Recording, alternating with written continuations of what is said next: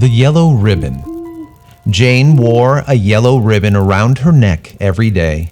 And I mean every day, rain, shine, whether it matched her outfit or not.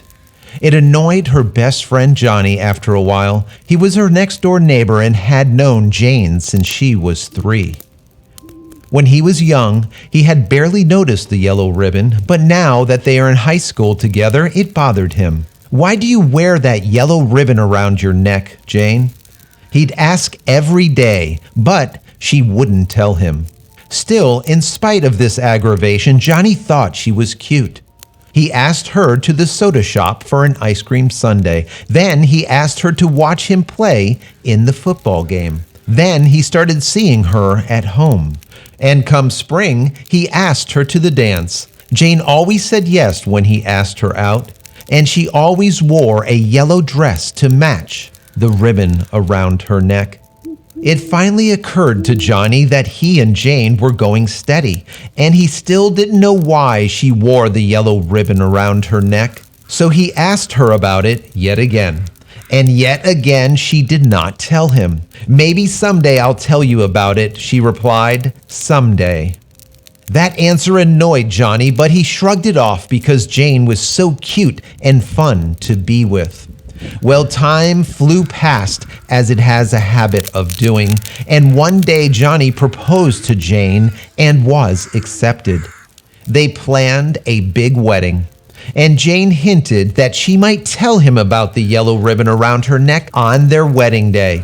But somehow, with the preparations and his beautiful bride and the lovely reception, Johnny never got around to asking Jane about it. And when he did remember, she got a bit teary-eyed and said, "We are so happy together. What difference does it make?" And Johnny decided she was right. Johnny and Jane raised a family of 4 with the usual ups and downs, laughter and tears. When their golden anniversary rolled around, Johnny once again asked Jane about the yellow ribbon around her neck. It was the first time he brought it up since the week after their wedding. Whenever their children asked about it, he'd always hush them, and somehow none of the kids had dared ask their mother. Jane gave Johnny a sad look. "Johnny, you have waited this long. You can wait a while longer." And Johnny agreed. It was not until Jane was on her deathbed a year later that Johnny, seeing his last chance slip away, asked Jane one final time about the yellow ribbon she wore around her neck. She shook her head a bit at his persistence and then said with a sad smile, "Okay, Johnny, you can go ahead and untie it." With shaking hands, Johnny fumbled for the knot and untied the yellow ribbon around his wife's neck.